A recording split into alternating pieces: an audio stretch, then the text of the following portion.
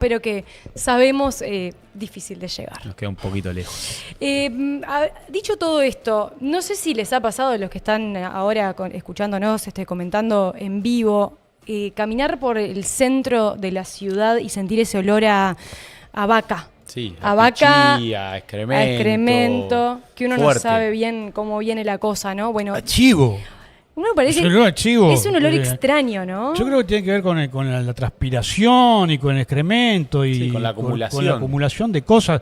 Pero hay veces que la gelata llega Es fuerte. No, hasta no, el cordón, está salado. Sí. Sí, hasta sí. el cordón. No es solo el centro. Y este tema, que parece un tema tan cotidiano, que es comentario de los vecinos, llegó a las máximas esferas de la administración.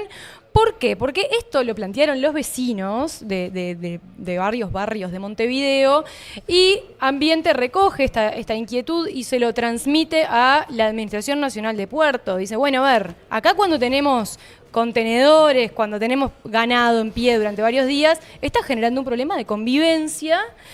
Solucionen esto, muchachos. Sí, en julio del año pasado, a mediados del año pasado, llegaron las primeras denuncias al Ministerio de Ambiente, hubo una notificación a la Administración Nacional de Puertos, luego en septiembre y en febrero de este año hubo más denuncias y eso lo que generó fue una inspección del Ministerio de Ambiente al puerto. Fueron e inspeccionaron un día que estaban cargando ganado en un barco. En ese caso eran unas 5.000 cabezas de ganado que se estaban cargando. Estamos hablando de ganado en pie, ¿no? Cuando se exporta el ganado vivo, exactamente. Y eso obviamente lo que genera es, teniendo el ganado en el puerto, que el excremento, el pichí y todas esas cosas que se van acumulando generen olores que muchas veces, dependiendo de cómo esté el viento y la humedad, lo sintamos en el resto de la ciudad. Porque además lo que tiene que ver es cuando están por varios días, ¿no? Y lo hablábamos hace unos días con Maxi Montauti por el tema de cómo funciona el puerto y tal, qué pasa cuando se frenan los contenedores porque hay medidas sindicales, etcétera. Bueno, a veces pasa que el contenedor se tiene que quedar varios días ahí, ¿no? Y tenés un ganado que está todo junto, apretado y que empieza a acumular. Sí. Empieza a acumular y bueno, pasa lo que pasa con Pasa estos lo que aromas. tiene que pasar. Ahora, los ruralistas se enojaron pila con esta protesta de los vecinos de la ciudad, ¿no? Yo no sé si tenemos por ahí las declaraciones que hizo El presidente del ARU. presidente del ARU, Rafael Ferber. Si no la tenemos, yo se las leo. A ver. Ahí Bueno, va. bárbaro. Mira, yo se las voy leyendo. Es ridícula la protesta, dice. Sí. Está desconectada de la realidad y la historia. ¿Dónde viven estos? Dice, hablando de los vecinos. Ujú. ¿De qué creen que viven? Hablando de la vaca. Llega un punto que tenemos que empezar a marcar la cancha. Dejémonos de estupideces. Opa. Ahí, Vamos a ver. Lo vamos a escuchar. A ver. Tenemos por ahí al presidente de la ARU, Rafael Ferber. No Que se hablaba en está Carve hoy, escuchando ¿no? exactamente. Bueno, en está. Radio No importa. Carve. Yo le digo que lo dijo muy enojado esto. ¿Y sabes De qué? ganado en pie cuando Ahí. se cargan los barcos aquí en Montevideo. La veo ridícula. La veo ridícula, desconectada, desconectada con la realidad, desconectada con la historia. Si habremos cargado barcos, yo tuve mi paso como cadete por la Ciudad Vieja, si se habrán cargado barcos de corderos en la Ciudad Vieja, si se habrá movido. La verdad es que vos cuando ves estas cosas te preguntás de dónde viven estos, de qué creen que viven, y al final de cuentas llega un punto en que tenemos que empezar a marcar la cancha, empezar a decir ya va, ya está, hasta acá llegó, dejémonos de estupideces, hay que decirlo claro. Pimba. Ay, dejémonos de estupidez. Está todo bien con Rafael, ¿no? Pero me parece que está un poco pasado con el tema. Depende. Si, vos sabés que esto tiene que ver con un enfrentamiento histórico de este país llevado a lo cotidiano. Se sabe que este país fue formateado a principios del siglo XX por José Valle Ordóñez, Sí. un tipo que formó un movimiento urbano y que fue muy criticado por los ruralistas de la época y por los futuros ruralistas porque decían que le daba la espalda al campo. Después se acuñó una frase entre los ruralistas que era el país con el agro se salva o con el agro perece. Y ahora Ferber le sale ese sentimiento nacionalista y ruralista y nos dice esto. Así que ya ve cómo peleas históricas pueden ser revivadas por un simple olor, ¿no? Vos decís, se reflota la dicotomía Campo-ciudad. campo-ciudad. Sí, Qué sí, concepto. Está Fue- bien, es un punto, ¿no? Desde el Ministerio de Ambiente lo primero que dijeron cuando se les consultaba hoy Santi Soravilla en la nota que se publicó hoy es: esto no es una lucha campo-ciudad. ¿Ah, dijeron? Sí, fue la primera reacción y un poco le trataron de bajar el perfil a esta disputa porque en esa inspección que termina haciendo el Ministerio de Ambiente, luego intima a la Administración Nacional de Puertos a presentar un plan para mitigar estos olores y además a generar un sistema de comunicación con los vecinos para que estén al tanto de cuándo van a aparecer estos olores. Y en la semana pasada hubo una reunión entre el Ministerio de Ambiente y la Administración Nacional de Puertos y se empezaron a manejar algunas posibilidades. Entre ellas se trajo un ejemplo de un puerto en San Pablo donde se utilizan algunos productos que ayudan a mitigar un poco Pero, estos olores. y yo me preguntaba cuando veía esa información, ¿qué se hace con el producto? ¿Dónde se pone? ¿De qué manera? ¿Es algo que se le pone a las vacas que en realidad se implementa? No sé, es un aerosol que perfuma el puerto. ¿De qué manera se implementa? No es un está misterio, claro, ¿no? y tampoco es que lo vayan a utilizar acá en Uruguay, sino es una una de las propuesta. posibilidades que está sobre la mesa, que están analizando el Ministerio de Ambiente con el puerto, pero bueno, a esa reacción de disputa campo-ciudad, el Ministerio de Ambiente lo primero que dice: no, esto no es una disputa, es algo normal y es una disputa que podemos solucionar de forma sencilla. Pero además ahí, la verdad que lo que decía, respeto la opinión de Rafael Ferber, que dice que es una estupidez, está bien, pero hay algo a considerar acá. O sea, que haya pasado toda la vida no quiere decir que no pueda cambiar alguna cuestión. Y más si hay una solución o alguna posible alternativa que se puede manejar, sobre todo porque molesta a los vecinos y que tienen derecho también a defender su espacio no donde trabajan, sino a veces donde viven, ¿entendés? Ni que hablar. Y mirando unos comentarios acá que nos están dejando, por ejemplo, Mara que te comenta: desde mi casa se siente el olor cuando hay ganado en el puerto. Un asco, sí, es mortal el olor, dice Dalmer. Hay varios comentarios en este sentido. Es insoportable. Y después tenés otros que dicen: si no les gusta, que se muden. El puerto fue así toda la vida, alineado a la doctrina Ferber, por decirle de alguna manera. Veremos cómo Después, se soluciona esto, ¿no? Pero yo tenía una amiga, una conocida, había un monumento a Valle que estaba ya a la salida de Florida y estaba mirando, creo que ahora lo cambiaron, pero estaba mirando hacia Montevideo. Dice que la madre, cada vez que pasaba en el campo, una nacionalista decía: vos, Valle, siempre de espaldas al campo. Acá Federico Montero dice que la solución es dejar de exportar ganado en pie. Ah, bueno, un radical. Sí, y eso tendría algunas implicancias. Algunos datos nomás de lo que fue la exportación de ganado en pie durante el 2025. Llegaron a 382 millones, con un aumento de casi el 28% respecto a lo que se había exportado en 2024.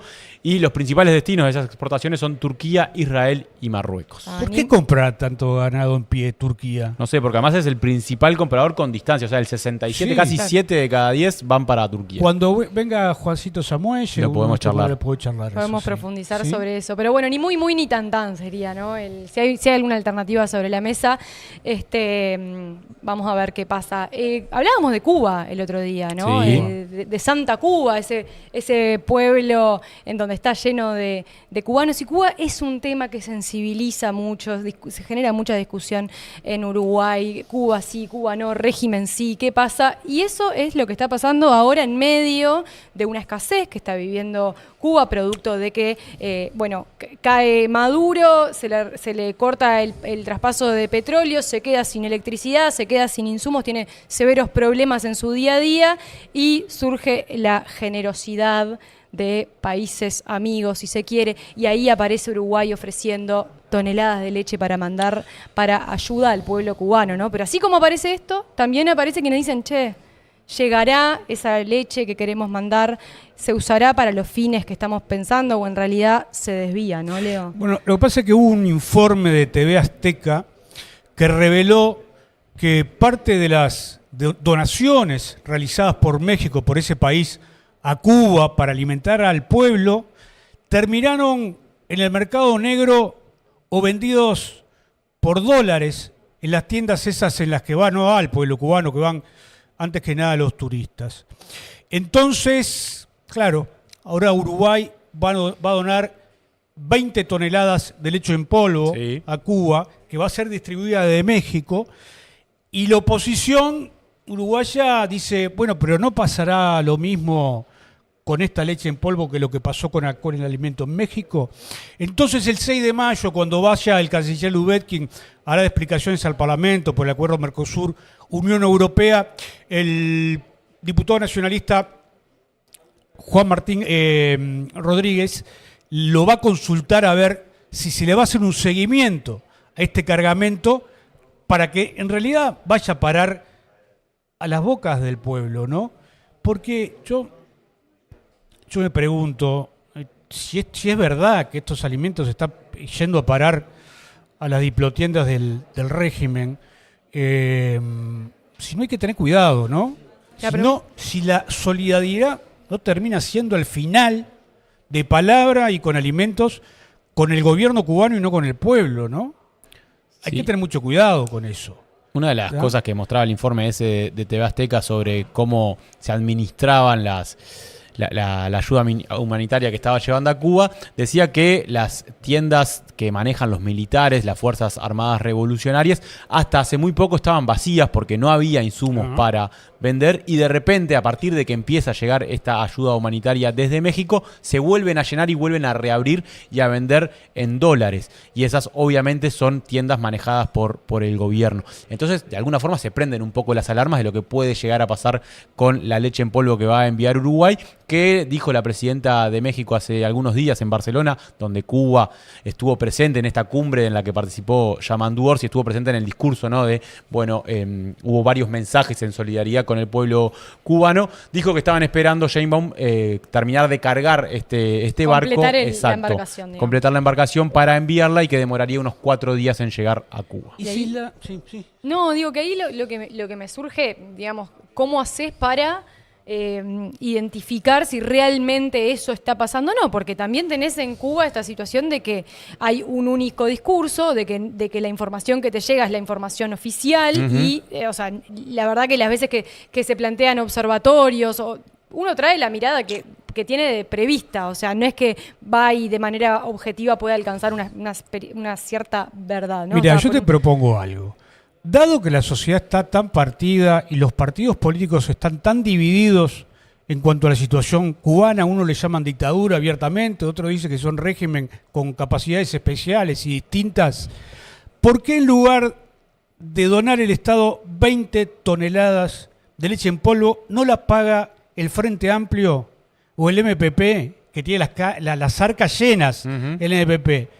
Gasta para solidarizarse con el pueblo cubano y nadie le va a pedir trazabilidad, pero no con la guita del Estado. Capaz que es una solución. Es un buen punto ahí. Sobre todo, Leo, veníamos hablando en estos días del informe de Amnistía Internacional, un informe anual, una especie de paraguas, si se quiere, que pone la lupa sobre diferentes países, ¿no? Una institución externa, ajena a estas cuestiones, y planteaba, así como le señaló varios errores a Uruguay, ¿no? Sobre el tema de pobreza, sobre el tema de las cárceles, sobre el tema de salud mental, también lo hizo con Cuba.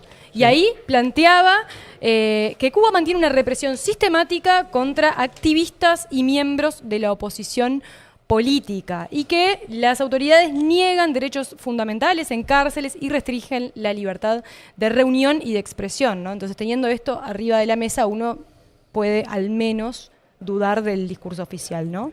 Bueno, ojalá que vayan a parar a la mano de los cubanos de a pie, porque la verdad que la están pasando fea.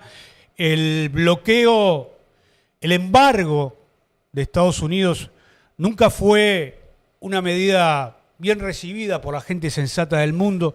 Yo me acuerdo que Julio María Sanguinetti, cuando invitó a Fidel Castro a visitar Uruguay en su segundo mandato, se manifestó en contra del embargo. Siempre sostuvo él y otros líderes políticos que el embargo lo que hacía es darle excusas al régimen cubano para decir, estamos pasando como estamos pasando porque Estados Unidos no tiene embargado.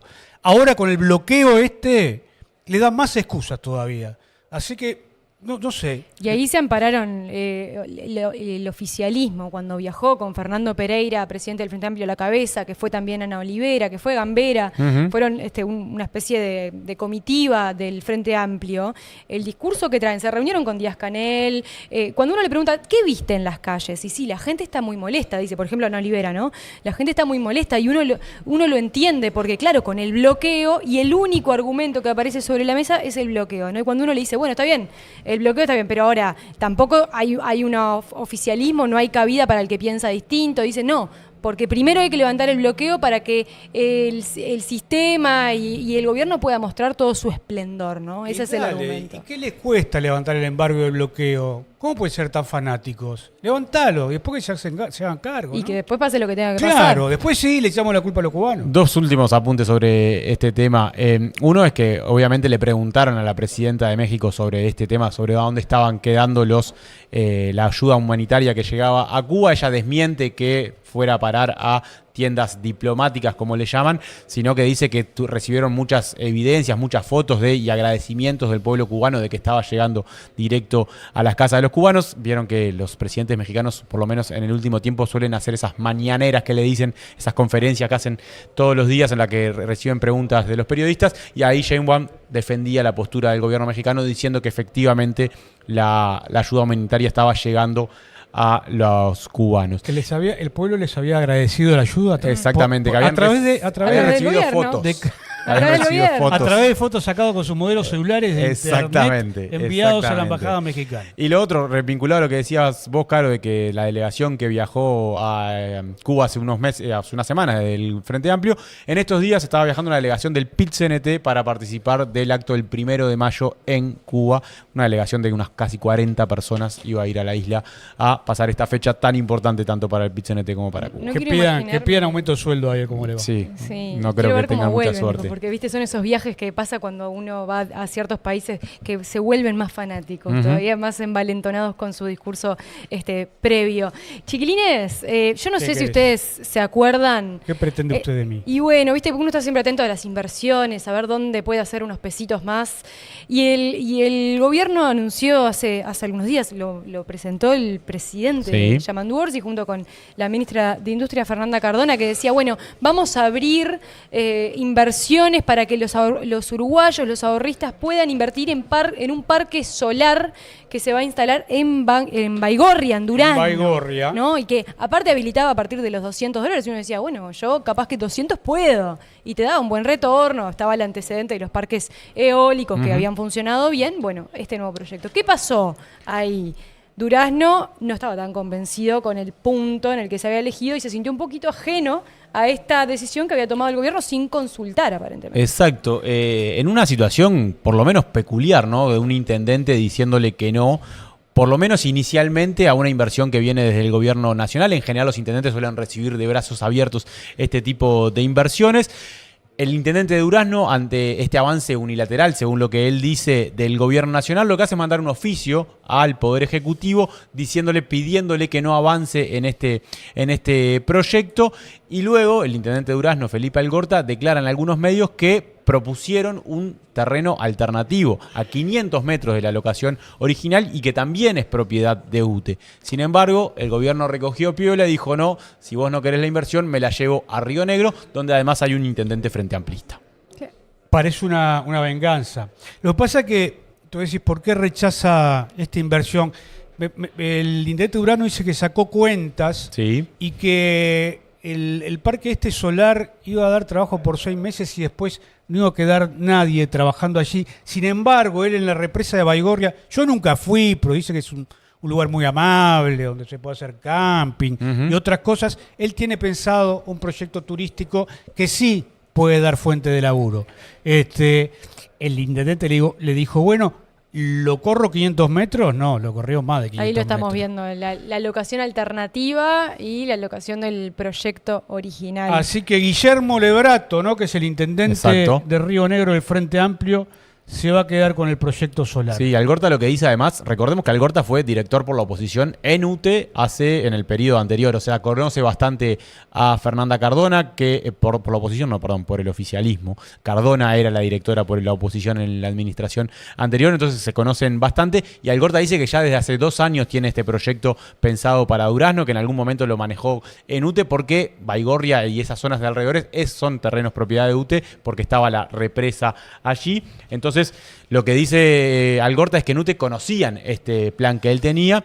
Recién ayer, en el día de ayer, se publicó en el diario oficial el inicio de este plan de reordenamiento territorial, que es como el primer paso para ese desarrollo turístico que dice Algorta que va a haber, que en realidad todavía no está muy claro qué es lo que se va a hacer y bueno, de dónde van a salir los recursos para invertir en esa zona. Es un poco gracioso lo que sucede porque cuando el gobierno dice, bueno, nos vamos a Río Negro, Felipe Algorta, el intendente de Durazno, lo primero que dice es, bueno, me sorprende y no quiero ser parte de este juego político. Palabras más, palabras menos, ¿no? Porque en vez de tomar esa opción que él daba, dice, no, nos vamos. O sea, ya estaba atado ese otro predio. ¿Qué pasó? Bueno, por otro lado, está la urgencia del gobierno, que ya lo anunció, que puso la cara del presidente en esta conferencia, ¿no? Y recuerdo incluso a Cardona diciendo, esto es real y por eso el presidente está acá, es decir, dando una señal clara en medio de estafas en la vuelta, de inversiones que generan inseguridad a los uruguayos. Ella sí daba ese mensaje, entonces también hay una urgencia ahí. Pero Cardona también dijo que le llamó la atención y se sintió sorprendida por la reacción de Algorta. Es decir, hay una serie de sorpresas de un lado y del otro, que no sé si nos va a dar el tiempo para conversar con Algorta, que nos está esperando. Ya no vamos a tener tiempo, así que eso lo podemos dejar para más adelante, pero bueno, por acá viene esta discusión que se está dando desde hace tiempo. Sí, que veremos cómo se resuelve. Parece que el gobierno tiene la decisión tomada de irse a Río Negro y que no hay marcha atrás en esa decisión. También está la suspicacia política, bueno, pasa de un intendente blanco a un intendente frente amplista, pero Algorta todavía tiene esperanza de que haya una marcha atrás y este terreno alternativo, que está a apenas 500 metros de distancia de la ubicación original, pueda ser la locación definitiva de este parque solar. Bien. Sí, pero parece que no le mueve la aguja a nadie, ¿no? O sea, el intendente de Durazno no tenía ningún problema en correrlo porque prefería hacer ahí un emprendimiento turístico, no generaba fuente de empleo. No sé, la verdad. A modo de conclusión, sí. Les pregunto, resumen y conclusión. Sí. Algorta, intendente de Durazno, hace un berrinche. Sí. El gobierno le dice, berrinche, entonces me voy para allá. ¿Quién gana y quién pierde en esta situación? Y bueno, creo que el que sale más perjudicado termina siendo Algorta, ¿no? Porque se termina perdiendo de esta inversión, aunque no fuera muy grande.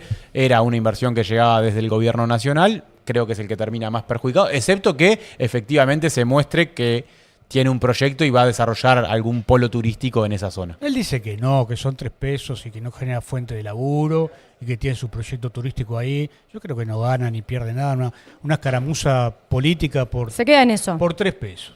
Ahí está. Por un panel solar. Dicho todo esto,